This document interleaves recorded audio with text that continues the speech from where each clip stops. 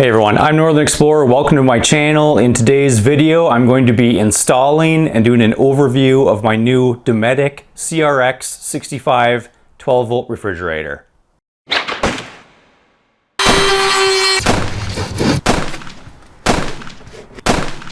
My previous four-wheel camper came with an ice box that I quickly replaced with a 50-liter refrigerator.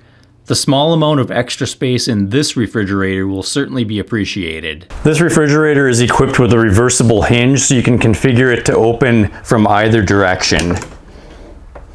The total capacity is 57 liters, not 65 liters that the name would imply. 50 liters in the refrigerator area and 7 liters in the freezer area. The freezer compartment is removable if you'd like to use the whole unit as a refrigerator.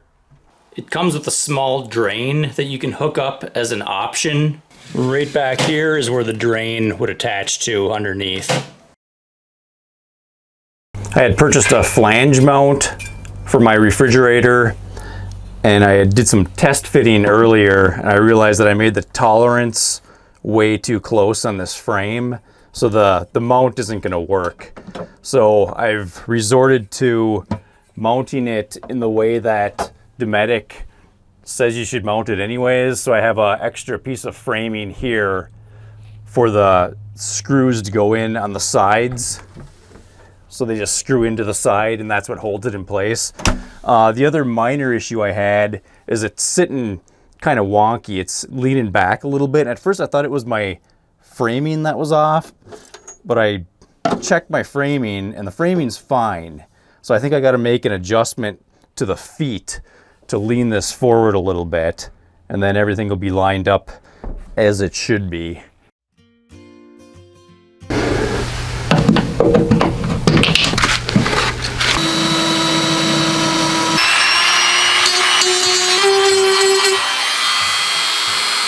Before installing my 50-liter refrigerator in my previous camper, I covered the entire unit with Reflectix insulation in order to help with efficiency on hot days. This time around, I instead decided to add a couple of extra layers of insulation to the outside wall to help reduce the amount of incoming radiant heat in this area.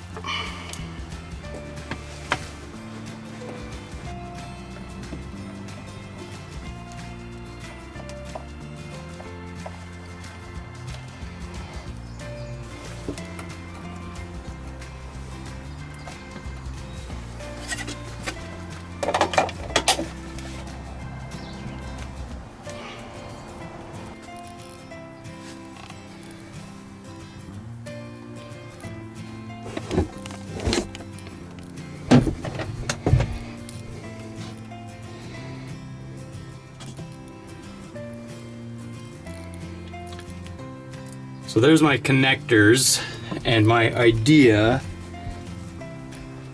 is I'm going to reach for them through the vent hole up here. So hopefully once I got the refrigerator in place, I can get my hand in there. So all I'm doing to level this out is I'm just adding 4 washers to each of the 2 back feet.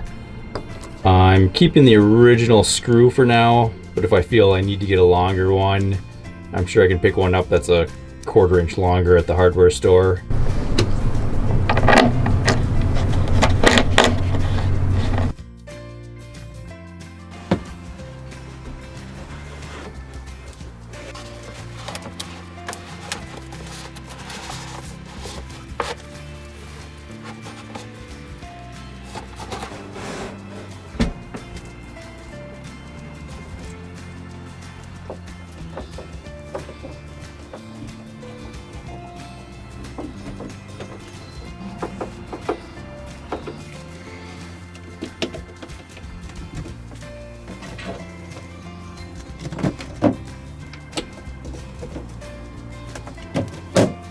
The compressor sits just slightly higher than the top of the refrigerator, but just a fraction of an inch.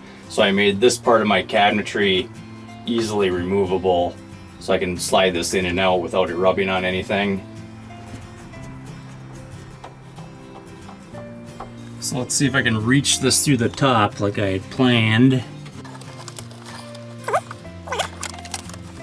I made sure I got male and female on the opposite colored wires so I don't accidentally cross them.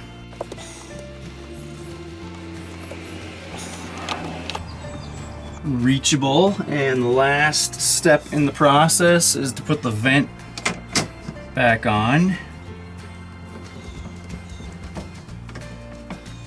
All of the venting goes in through the bottom and out through the top, and then I left the side of my cabinet open for extra venting as well. Because I installed the refrigerator myself, I have the benefit of not having the unnecessary external vents that 4-wheel campers puts on every non-shell version of their campers. It has this little feature built into the latch so that when you get home and you want to defrost it, it'll hold open a little bit to vent out so it won't be all moldy next time you use it. I think that's going to work out really good. That's it for this one. Like and subscribe, and I'll catch you next time.